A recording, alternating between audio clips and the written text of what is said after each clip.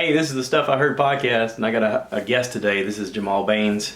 We're about to kick it off here. So I can go into my little program and hit record. See, this is the intro. This is the Stuff I Heard podcast. This is your host, Joshua Peak. And today happens to be episode 113 of the Stuff I Heard podcast.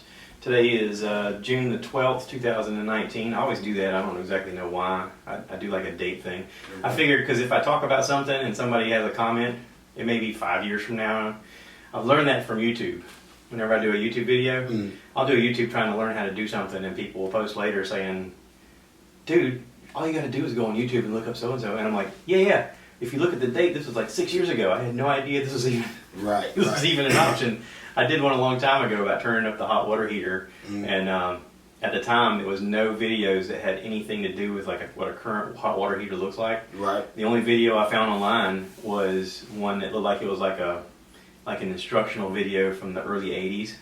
It had that old 8mm grainy look, you know. Right. It had the crack in the background. Yeah, some white dude with a mustache, and he's like, "Okay, so today we're going to," and I was like, the hell is that? Doesn't even look like mine. That looks a giant box, you know, and mine's like a cylinder. And I was like, I gotta figure out how to turn this hot water up because my wife is pissed off we can't get a hot shower. And so anyway, I looked online. There was no video, and I thought, okay, I'm a smart guy. I can figure this out. Let me go out here and really dive into it. I got this book, and so I read the book, and it kept showing this one panel, and I was like, I don't know where that panel is. And I kept looking all over it, and there was like a piece of metal on the outside, and I thought, is it that easy? Can I just take that piece of metal off and it's in there? I took the metal off and all I saw was styrofoam. And I was like, well, that's not it. So I put the thing back on. And there was another piece of metal down low. I took that off. Nothing but styrofoam. And I was like, well, mine doesn't have a switch. How does mine doesn't have a switch? Everybody's got a switch, right? It drove me crazy. And then finally I was like, okay, it's probably underneath this stupid crap. Let me just dig some of this styrofoam out of here, and that way it won't be in the way. Right. So I took a screwdriver and literally went to poke it, and like the whole thing shifted, and I was like, what the hell did I just do? I think I broke it. Come to find out, it was like a styrofoam door that you literally, if you feel it, it has like a groove that you can put your hand in and pull it away. And I was like, get out of here. Nobody knows that. I mean, seriously.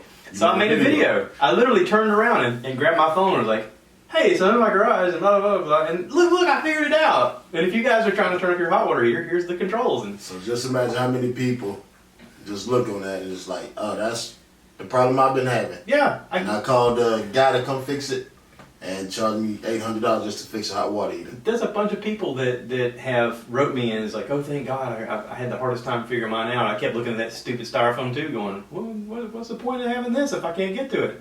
So anyway, I made that video, and people comment all the time now about, hey, you're an idiot. If you turn that up, it's going to void your warranty. Hey, you should turn the other one up too. And I was like, what other one? Apparently that bottom door has one too, and I guess both of them are supposed to turn up a little bit. But other people are like, you're going to scald your skin off your bones. And I'm like, shut up.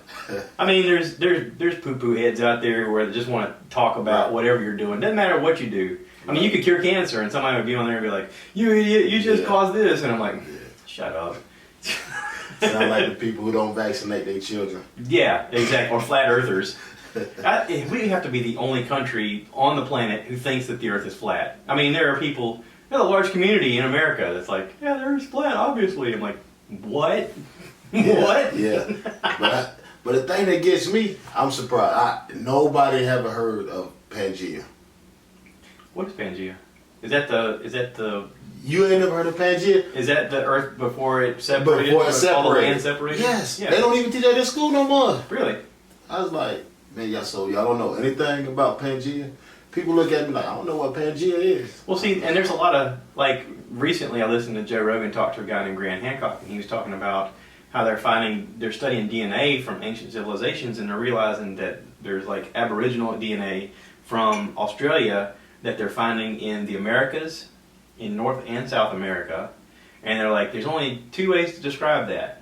Either they came by boat a long way, or they originally lived together on a piece of land, Pangea, and when it separated, they just continued their civilization for a while until they eventually died off, except for the people in Australia who continue to make it. So you think they stayed on a piece of land while it was breaking apart and not knowing it? I mean, it starts It off as happens. like a river, and you're like, oh look, water. Where'd that come from? A river? Yeah. Yeah. I mean, you're talking millions of years of change. Yeah. I mean, that happens. You know, my wife and I went to Hawaii on a trip, and while we were there, one of the tour guides said, "So does anybody know how Hawaii even became a thing?" And I was like, "No, actually." Yeah, I always thought it was just know. because of the volcanoes. I was like, volcanoes? And she Yeah. was like, sort of. She said, we're on a Pacific tectonic plate that actually moves 4 inches north every year towards Japan. That's why you hear about earthquakes off the coast of Japan all the time. It's that plate shifting and pushing up.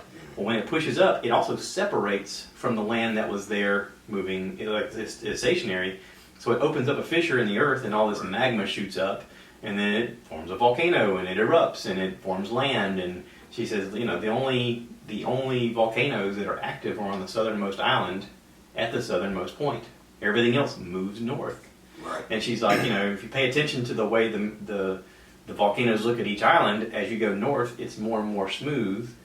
And then at a certain point, they look jagged again, but they're not jagged. It's actually erosion. She's like, if you ever build a sandcastle at the beach and the waves come in, it starts pulling sand away. Right. That's what that is. That's just erosion. She goes, that's actually the most fertile soil on any of the islands here, because it's had millions and millions of years of life and death and erosion and whatnot.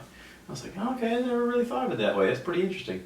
But I told my wife, I said, this is the one place that we've been where no one here thinks that the earth is flat. Oh, yeah. Because they understand this is a living, breathing planet, and they're just happen to be here because they get tsunamis and hurricanes I guess and they look earthquakes at it and and they volcanoes. never fell off, so that's why it's flat. Yeah.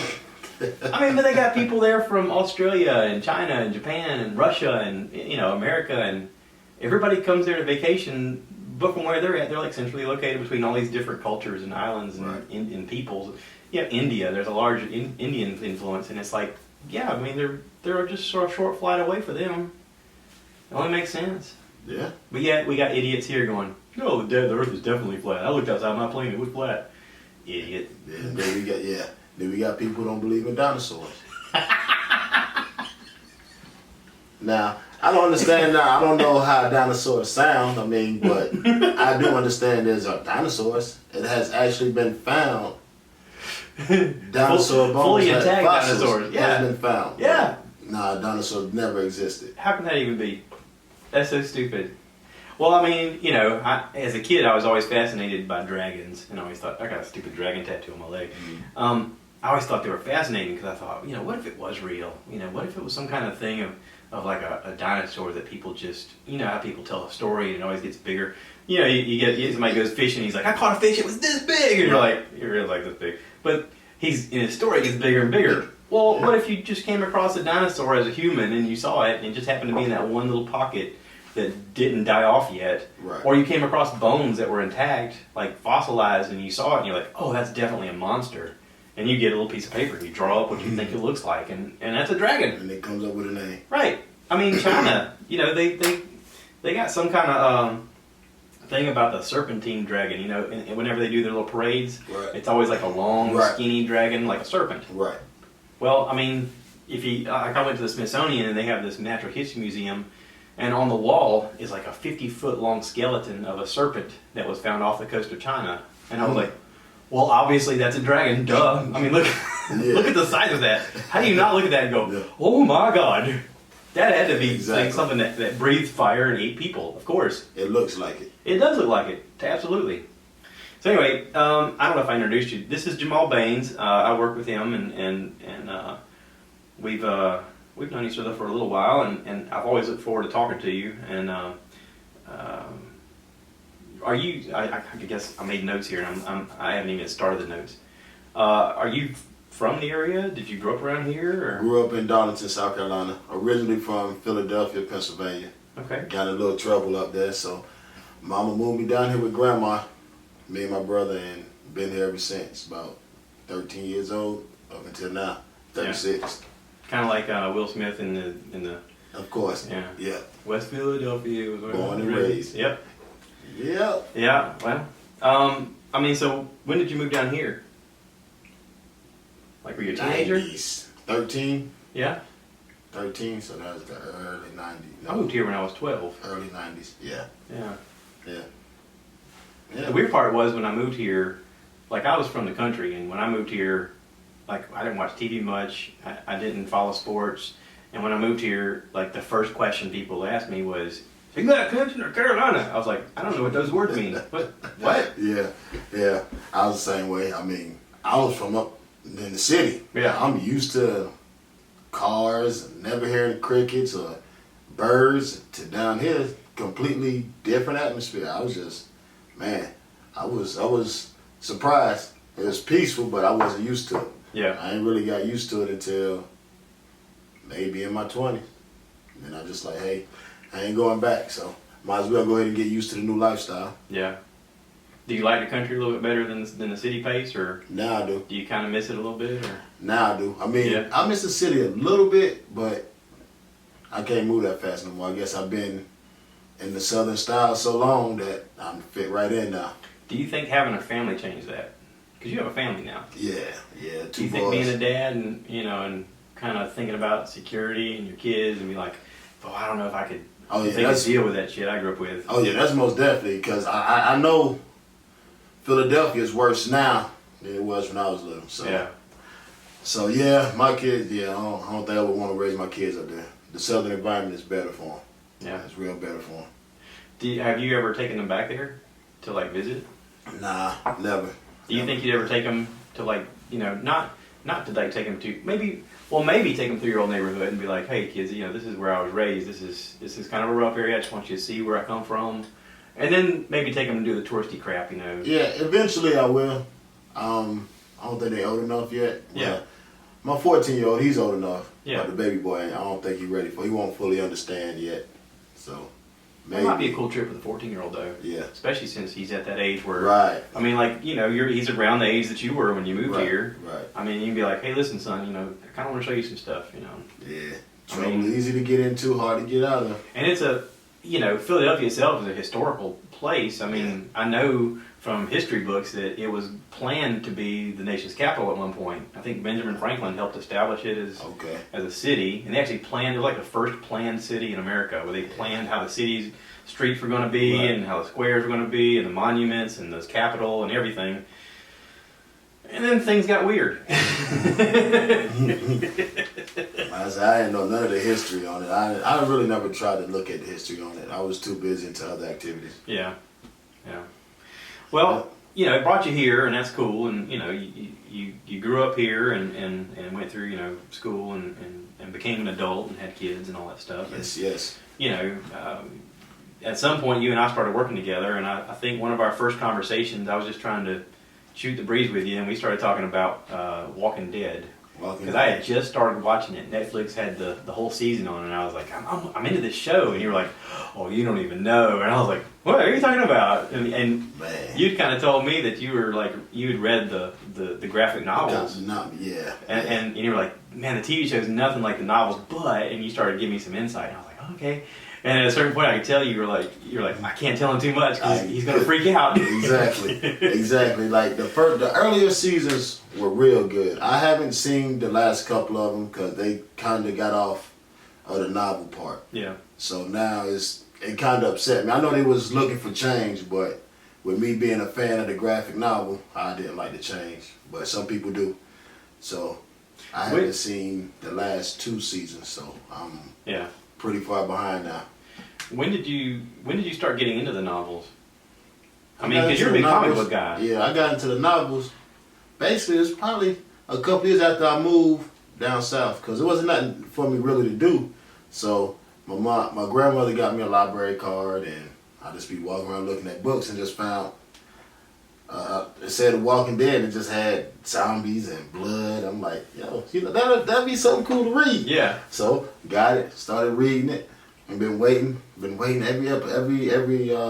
every publication that came out, I get it and read it, and then all of a sudden they came out with a TV show. So I was so happy when they came out with the TV show. Yeah. But yeah, that's how I started. All graphic novels like Sin City, like they made a movie of Sin City. Love that graphic novel too. It's a bunch of them out there. It's another one about superheroes. I can't think of the name of it right now. So the library was kind of your source for getting started. Your grandma getting you into it. Oh yeah, most definitely. That's The cool. Watchmen. The Watchmen. Oh, and they're making a series out of that. Yes, The Watchmen. Yeah, I think that was another one. HBO's doing a series. I didn't know. They got them advertised right now. You know, a lot of people were talking about the movie before the movie came out. About, oh my God, they're making a movie. And I didn't know anything about The Watchmen. Mm-hmm. And not knowing anything about it and going and watching the movie, I felt lost the whole time I was watching it. I was like, what? What's the big deal? I don't get it. And I still didn't. Like, after watching it, I've gone back and watched it again, and I'm like, I still don't understand everything that's happening. Because they didn't really explain it. Like, you had to be a super fan to get into it. And see what they do, how they do it in the movie, it's almost like a Pulp Fiction type movie. Yeah. Each event triggers all to one event. And each character don't know each other until this one event happened and they all meet up. Okay. So that's the good thing about it. Just like Pulp Fiction was, you know, Samuel and John Travolta, they had their own part, but eventually in the movie, everybody intertwined with each other. Yeah. Okay. Well, you know, the TV show's coming out, I think, on HBO this year. I want to say this summer. And it should be good. I mean, I see a lot of people talking about it on Facebook and stuff about, oh, I can't wait. All right, I'll give it a shot. Why not? Yeah. But like, while you and I were riding together, we started talking about that, and we also started talking about, you know, different Marvel stuff that was being picked up by Netflix. And you were like, oh, you don't even know, man. You got to check out Daredevil, and you got to check out Punisher, and I was like, boy, I've seen that stuff like advertised, but I didn't watch it. So you kind of were the reason I got into it. I mean, you were just telling me about how exciting it was and how they got Daredevil right, and I was like, I remember watching, you know, Ben Affleck, and I was like, well, that sucked. And he was, no, this ain't Ben Affleck. This is good. This is not Ben Affleck. No, it's not. And I was still hesitant. Like, I was still like, I don't know. I don't know. And I think I started watching Luke Cage was the first one I watched. Okay. Yeah. And after I watched Luke Cage, Jessica Jones made an appearance. She was in his season, and I was like, I mentioned Jessica Jones to you, and you're like, yeah, she was like one of the first ones they did. Right. And she later becomes a bigger superhero in the Marvel Universe, and I was like, really? Yeah. So I got on there and I watched her first season, and I was like, oh, this is good.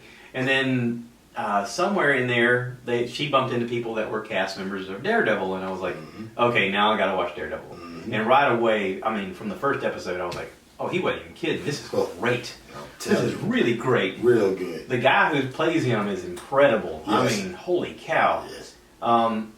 But then you also get introduced to Frank Castle, and he becomes the Punisher. My God. Now, from The Walking Dead, he's the guy in the beginning, in the first episodes, it was Shane, who was, you know, the main character's best friend. He was a savage in that, too. And he just has this raw anger and energy that you can't replicate. Love that dude. And to me, I mean, I didn't read the Punisher stuff, but, you know, the idea of who the Punisher is, he fits that role perfectly. Yes, yeah, he does. I mean, we talked about this before, he's not like he doesn't have any special abilities. No special abilities. He's just extremely hard to kill, and he will kill whoever he wants to when it's time for their punishment. He's just a guy hell-bent on revenge. Yeah. That's it. Human guy, Marine, I mean... You see an interaction where somebody comes face to face with him and they threaten him and like, oh, this isn't going to end well with you. They just don't know who they're dealing with. This show ain't called The Bad Guy. This show is called The Punisher, and he's the Punisher. Yeah, they really don't know. Even when things get sketchy and you're like, oh, he's not going to make it out of this. He comes out of it and you're like, whoa, I did not see it going that way. Holy cow. Exactly. And they did a great job with it. I think that Netflix did them justice. And I hope that it's one of those things where it was like fans of the show then were able to create their show, kind of like Jon Favreau did with Iron Man. Okay. I think it's one of those situations where he kind of opened the door for super fans to make their own stuff, and he had an opportunity, and whoever was in charge of that was like, listen, this needs to be done right, and I got a vision, and let me do it. And Netflix, to me, appears to be the kind of company that's like, all right, yeah, just go ahead, just do it, just make good content, right. And he did. You know, Disney's picked them up, and I'm a little pissed off about that because you sort of end their session of them being those characters, which I realize everything has to change eventually because they can't keep playing the same characters forever, you know, but like everybody in the Marvel Universe that's been doing these shows then has to I guess, sort of be rebooted into a new system because Disney's going to take it over. Yeah. And I'm worried about the Punisher. I'm worried that they're not going to show an R-rated version of the Punisher where he's the same kind of, anger and rage and whatnot. And it's weird that you kind of want that in a character, but that's him. That's who that's supposed to be. That's him. Yeah. Even in the comic books, he's always been an R-rated character. Yeah. Like I had a problem with the Venom movie. They made it PG-ish. Yeah. Venom was supposed to be rated R. Yeah. Blood, guts galore. Well, and they say that a lot about Iron Man too. That Iron Man was supposed to be R-rated because he was into drugs and alcohol, and he was abusive and off the deep end a lot of times. And I heard somebody say they were like, "I'm not impressed with the fact that Robert Downey Jr. is playing Iron Man. I'm more impressed that Robert Downey Jr. is keeping the rails on and not going off the deep end." And I think that was the thing, the main reason why Robert Downey Jr. played Iron Man. Yeah. Because they didn't want, he had his drug addiction back in the day. Yeah. So they didn't want to put that into the movie. They just had him, being an occasional alcoholic. Right. And that's why he took that part. If they would have had him doing the drug, I don't think Robert Downey Jr. would have been Iron Man. No. But it also opened the door for them to do everything they've done since. Right. It was really done the right way. And I know Jon Favreau's a super fan, and he had to go just probably toe-to-toe with people about defending his reason for doing everything. Right. But at the end of the day, you end up with a great product and a great series and a great character development across the board. I think they said that during this character development of all these characters, there's supposed to be like 22 movies that are involved in this. For the Marvel, Avengers group. Man. When you factor in all of the Thors, the Iron Mans, the Spider-Man, the Hulk, the Avengers themselves, they're doing Black Widow. They're doing what else? Guardians of the Galaxy. Yeah. All of them are tying in. My wife told me that she heard that they're recording Thor 4. Okay, yeah, Thor. They making another Thor. And Guardians of the Galaxy 3. So all that's coming. Yeah, all of it's coming. All that is just a spinoff from the Avengers. And Spider-Man's got the new one being advertised right now. Yeah. They keep showing images of Tony Stark, like him as Iron Man painted on the murals and stuff. And the story's supposed to have something to do with that and how he transitioned on to be Spider-Man, who he's supposed to be. And I got a confession, I never watched any of the Spider-Mans that came out with this new guy. He's good. He is good. I like him good. in the Avengers movies that I've seen with him in it, and in the Captain America Civil War. I like him in it, and I got to go back and watch these because he's obviously the next Spider-Man. He's real good. He's a good actor. I just couldn't get into he's in high school. Spider-Man was in high school. Well, they had several iterations of Spider-Man. They had the Amazing Spider-Man and the regular Spider-Man. I guess it was part of the deal that more than one house was drawing and making comic books for Spider-Man. So it's like you sort of had alternate universes. Which I don't know. Have you seen the Spider-Verse, the animated one? I haven't seen that one. Dude, I haven't seen that one. I want to go back and see it. It is great. It's coming on Netflix. It's on Netflix? It's coming on Netflix. Ooh. They got it advertised. It's coming up soon. Okay. It is great. I went to my brother's house and he had one of those things where you could he had a jailbroke Fire Stick. Yeah. And he brought it up and we watched it. And it was great. I was like, wow, the story is good. Okay. The story is really good. So I wonder will they tie that story into the next actual Spider-Man movie? I don't think so. Because it has the animated one has to do with the multiverse. Okay. So it's showing you different Spider-Men from different universes. Okay. And they all sort of interact in this one show, in this one movie. Okay, yeah. But it's done in a way that you're just like, holy crap, I didn't see that coming. And it can only be done like it had to be animated just to be able to tell the story. Okay. And I don't know if you know about it. I'm kind of jumping all over the place here with my subjects. God, I'm all over the place. That's cool. There's a show on Netflix called Black Mirror. I don't know if you've ever seen that. Black Mirror. Nah, I've seen it, but I never actually watched the show. It's kind of like Twilight Zone. You ever watch Twilight Zone as a kid? Oh yeah. It's like Twilight Zone, except it has to do with technology and how this technology is like right around the corner.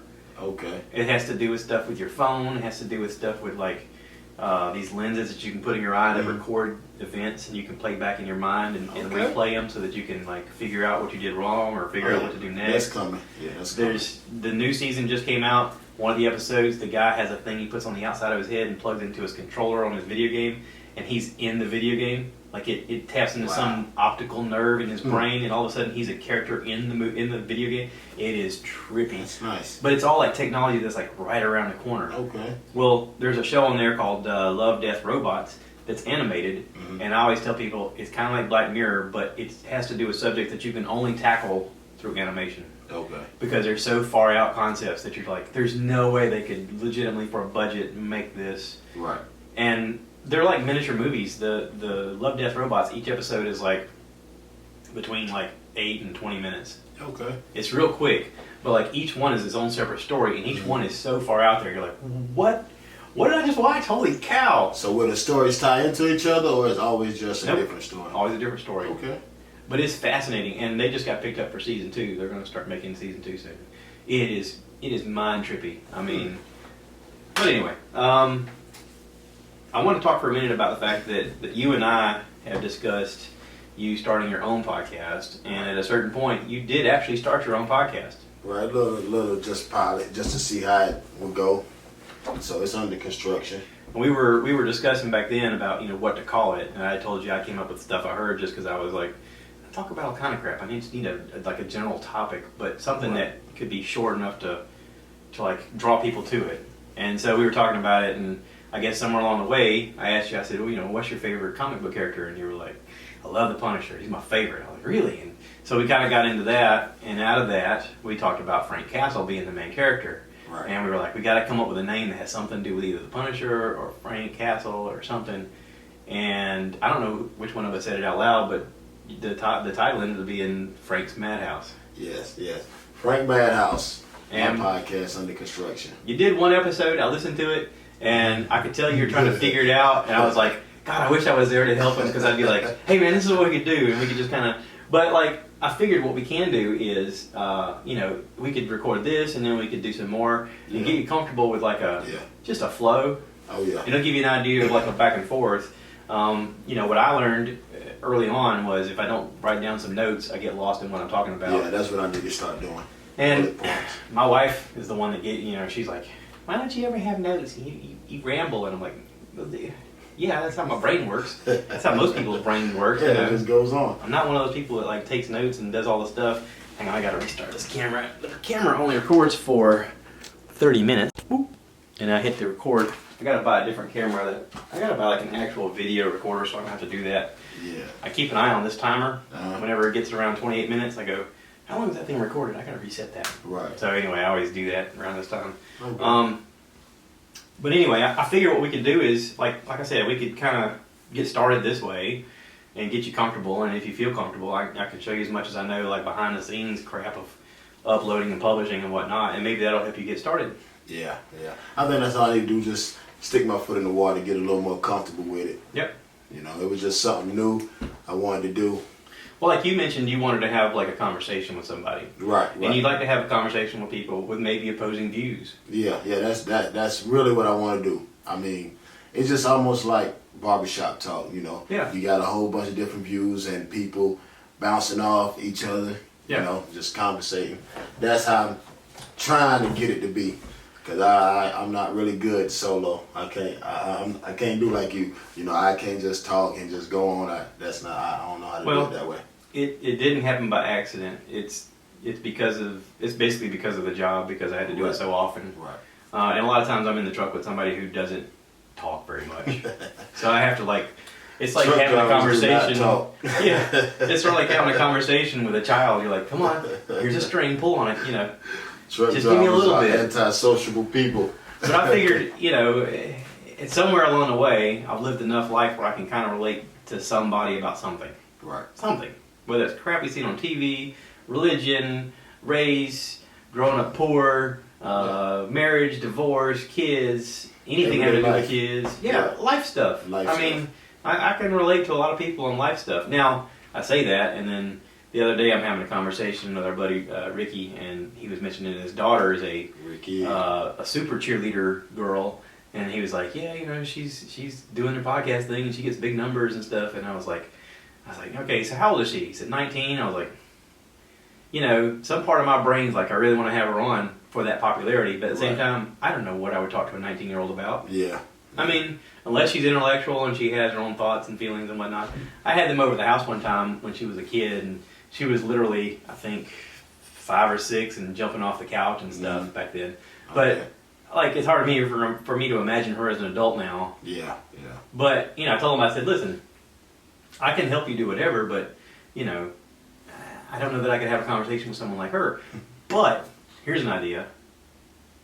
If at some point you get your ball up and rolling, that'd be an interesting conversation between you and her.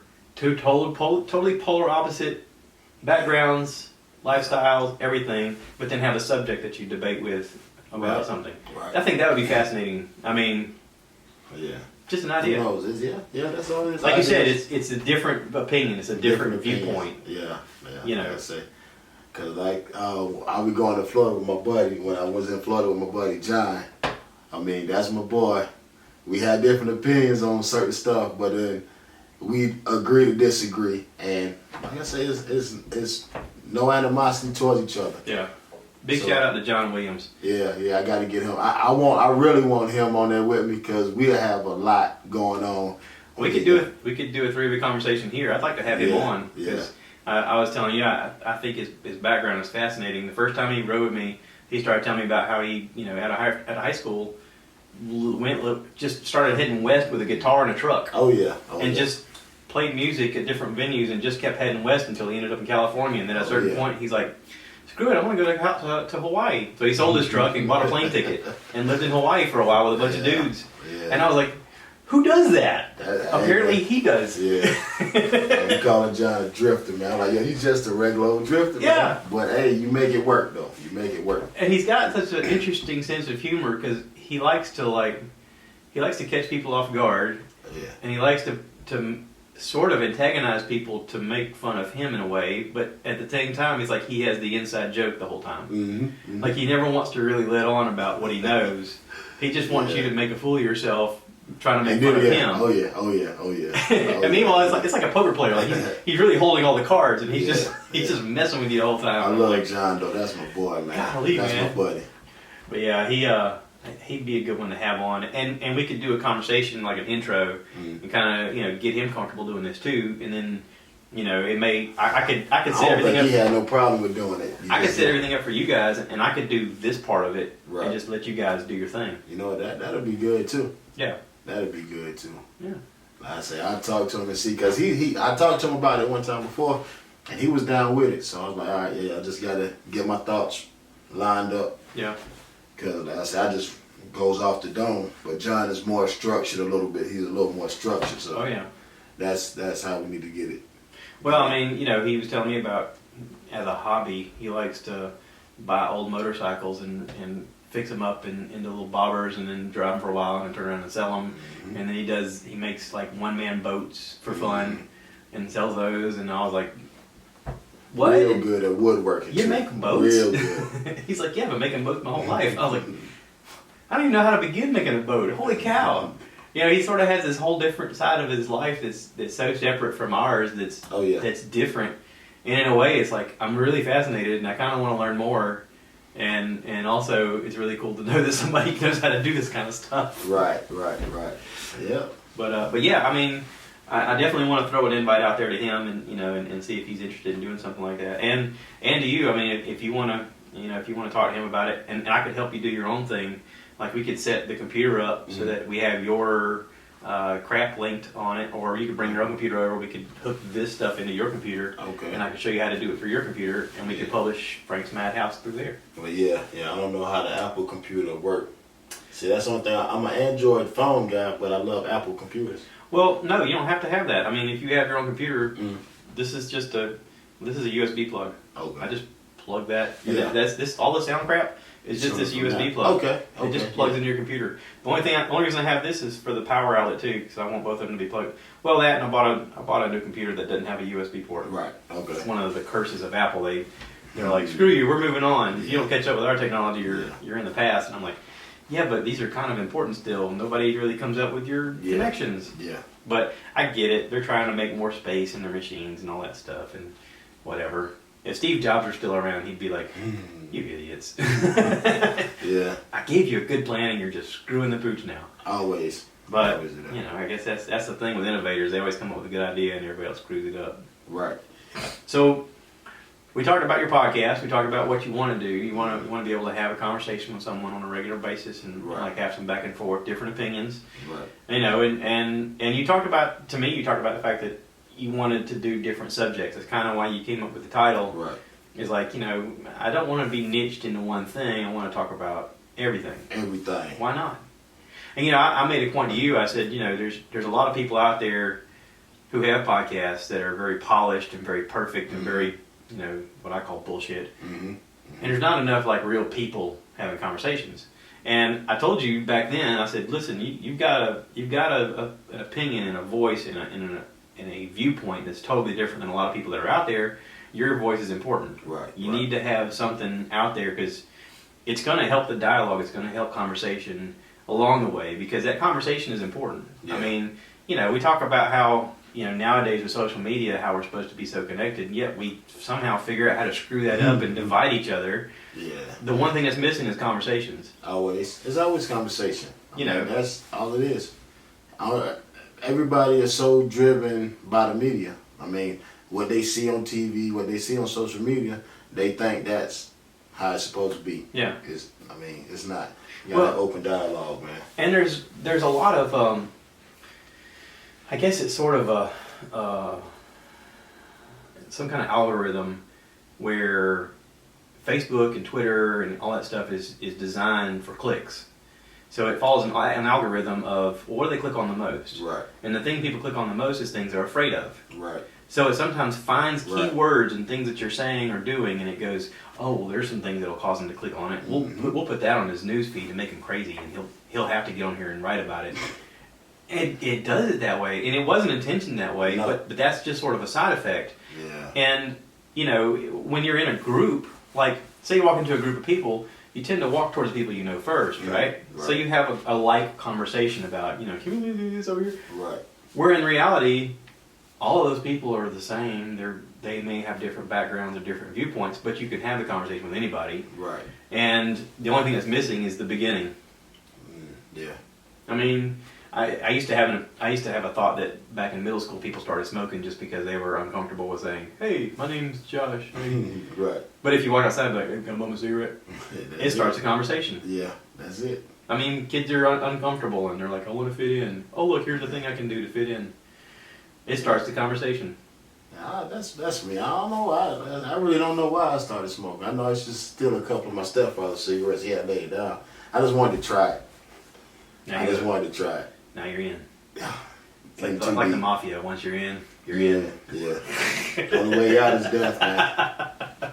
That's the truth, man. Yeah. I'm trying to get out of it, though. Yeah. It's not good for you. But there was another topic, man, I was reading on Facebook. I mean, this is like real sensitive. Me and my wife talked about it last night. I was reading an article on Facebook. It was about a man who shot his son, execution style, because he molested his little sister. Ooh. I was like, man, that's deep. I mean, that's Old Testament. That's deep. I was like, man, but how can you shoot your son in the face? He's pleading. Well, he was 15 years old, though. He knew better. Thinking he knew better. Dude, that's Old Testament. I brought you in this world, I'll take you out kind of tough stuff. Yeah. Oh, man. Yeah, but that's deep, though. I mean, I was talking to my wife about it, because I read it yesterday. That thing, it just hit me, man. I was like, man, I really don't know. I got 2 boys, so I'm kind of glad I don't want to know, but that's real deep. Real deep. There is a Spartan mentality of, you know, I don't know, there's a Spartan mentality of, you know, only the best survive and only the strong survive and whatnot. And then there's also the religious side of it that's like, we're all God's creatures and we're all precious in His eyes. Yeah. And then, you could get even deeper and be like, listen, God made us all in His image, but, what if your wiring is wrong? Right. Because I also have the Marine Corps part of my brain that goes, yeah, that's the bad guy, kill him. Right. That I was trained to have that mentality of, okay, this is right and this is wrong. And when that switch is flipped, you go, okay, well that needs to be eliminated, and sleep well with it, and go, yeah, that's what had to happen. But your own kid, holy crap. Yeah, that's tough. That's tough. That, like I say, it is what it is. I don't know if I could have been in that situation. Now, I wouldn't have killed him. Yeah. He would have got punished severely. You would think. It depends. I don't know the circumstances. Yeah, you don't. Maybe the kid's looking at her face going, I'll do it again. I'll do it right now. And he's like, all right, that's it. But man, that just touched me knowing that you got kids, man, and I don't know. I've never seen anything that requires death. It was messed up. He molested his little sister. She's only 3. You 15. Yeah. You know better. You're a freshman in high school. Yeah. But, they didn't think to see if, like you say, the wiring was messed up or something. Send them somewhere to get some help, probably.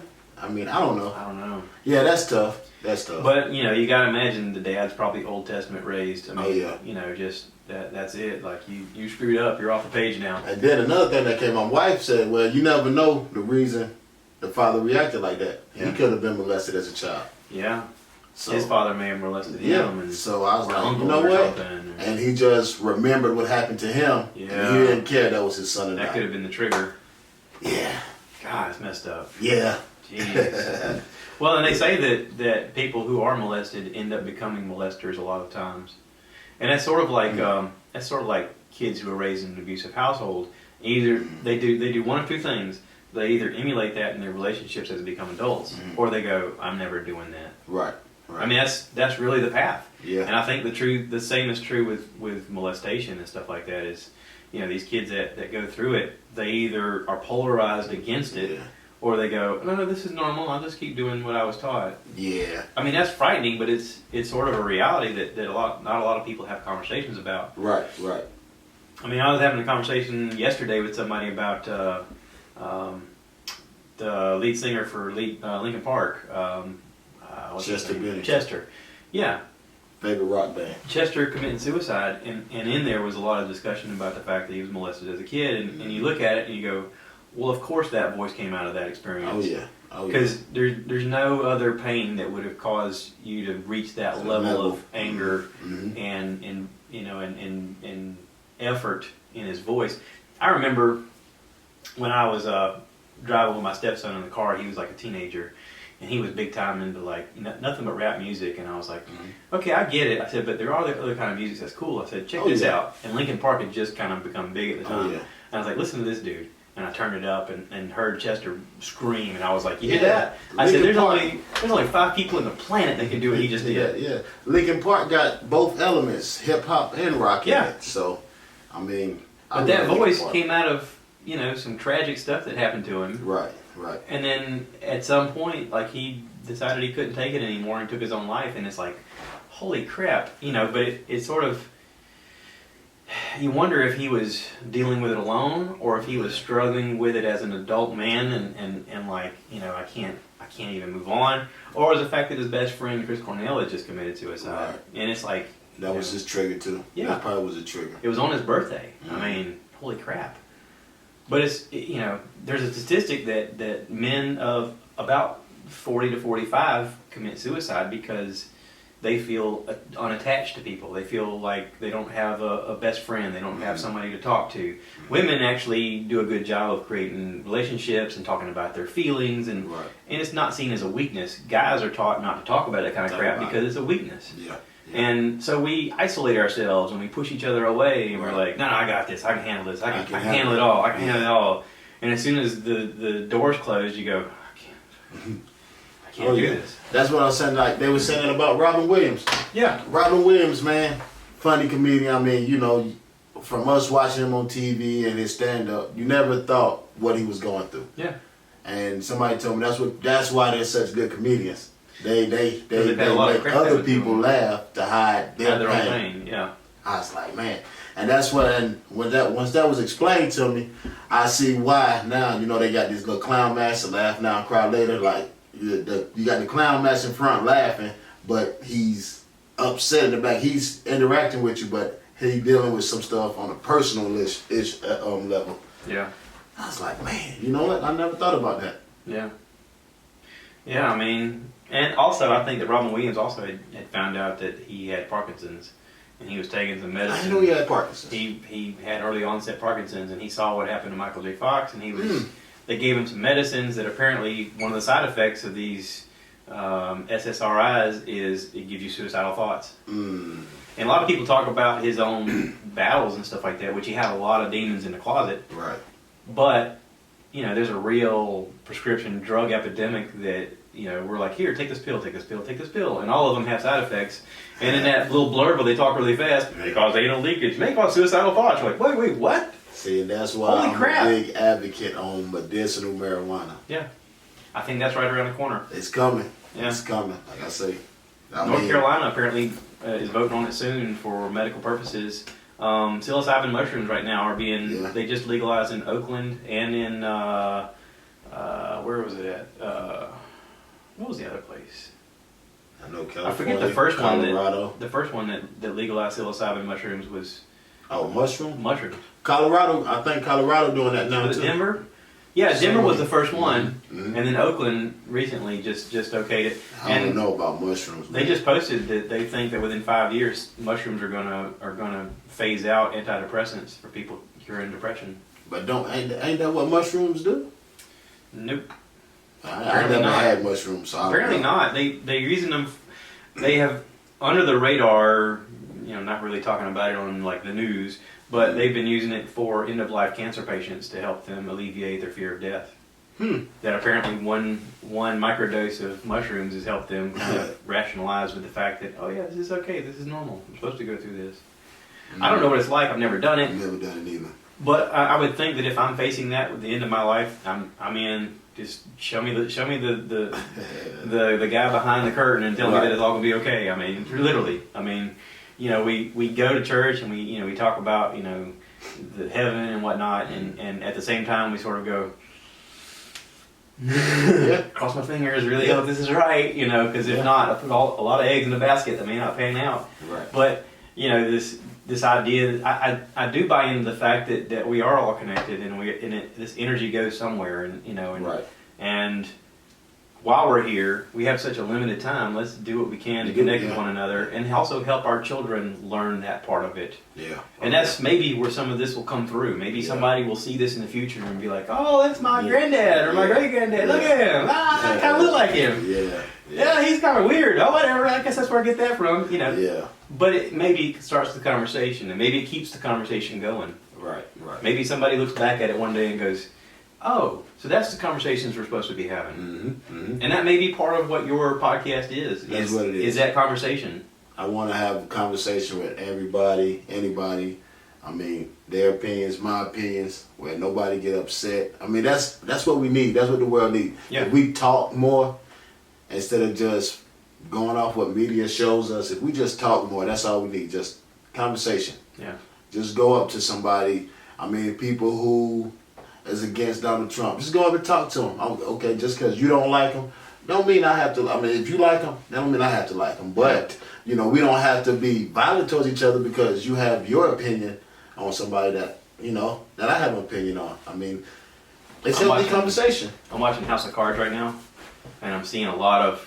I know that it's a drama, and I know that it's fake, but there's a lot of reality in it, and there's a lot of effort that has nothing to do with serving the people, and I know that part of it's true. Okay. There's a lot of it of, you know, how do I get what I want? Right. How do I perpetuate my job? How do I get the influence that I want? How do I fill my stupid, selfish needs? Yeah. And it's like, none of it has to do with serving the people. I'll tell you what, though, there's a lady running for president named Tulsi Gabbard. She is a Democrat House of Representative from Hawaii. Okay. She has served for 6 years in Congress. She's also been in the National Guard for 16 years and currently serves. She's been on Joe Rogan's podcast. She's fascinating. Okay. And she talks about how, Joe asked her, he's like, why do you want to be president? And she's like, I don't. She said, but I feel like I need to be. She said, I feel like I have it is my job to serve. And she goes, that's the whole reason. A life of service. She goes, I can't explain it other than that. I feel like I have a calling to serve people. Yeah. And she's like, I don't care to be president. There's no part of my ego that's like, first one president. I don't care. Right. She goes, but I feel like I have to serve the people because I feel like I'm the right person for it. And I thought, you know what? That is the right attitude to have. Right. George Washington, when they made him president, he didn't want to be president because he was afraid he was going to turn into a king or another tyrant. And he was like, I don't want to be the thing we just fought against. Right. But the people unanimously voted for him to be president. And the main reason they wanted him is because he didn't want it. Right. But he was a natural leader. And I thought, maybe this lady's it. Could be. I've started to see advertisements for her. There's stuff online, but there's also like billboards on 95 now. I look around, I'm like, this is Tulsi. Look, there she is. She kind of looks like Nikki Haley a little bit. She got the dark hair, but fascinating lady. I mean, I'm into it. She's like she's all about the military, but she's also like, we need to scale back the military. Yeah. We don't need to be in every country.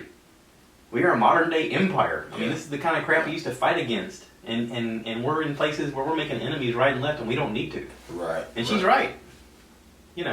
She said she debated Donald Trump one time on making bombing Syria, and he commented on the fact that they had to keep the bomb people in business to make jobs. She's like, the only reason we're bombing is to make bombs to kill people. What? Yeah. I mean, fascinating lady. I want to see her move on and at least have a debate where she can show what she knows. And I have to check her out. So anyway, check her out and see. That's my little plug for Tulsi. I'm not paid. I'm just a big fan. So anyway, I'm gonna wrap this up. We've done just about an hour. I know you're probably tired. You've been up all night. Man, tell me about it. Yeah. Got wet, rained on all last night. Really? All in Savannah. You working tonight? Huh? You working tonight? Nah, I'm not working tonight. Okay. It's supposed to rain tonight too. Yeah, tonight is the last night. Yeah. Okay. I didn't wash my car now. Okay. We're gonna wrap this up, and if you guys want to check out Jamaal, go check out his podcast. It's called Frank's Madhouse. You can probably find it on Anchor. I don't know that it's anywhere else yet because you haven't done enough episodes, but it will. If you go on Anchor, look up People and just type in Jamaal Baynes, Jamaal, and it'll pop up. You'll be like, oh look, there's a symbol of the Punisher. Yeah. And I was like, yeah, there we go. How about that? So anyway. The first episode is a little under construction, just a little trial period. So. But we'll do more. I'll kind of push you to do more. Yeah. Even if we do it here, that'll work. We'll figure something out. That'll work. So anyway, appreciate you being on, buddy. Oh, thanks for having me. Yes, thanks sir. for having me. All right, we're gonna hit this, and I always do this sound effect at the end. I always say "cue the cow." So cue the cow, and I hit stop there. Okay. Thanks. Bye.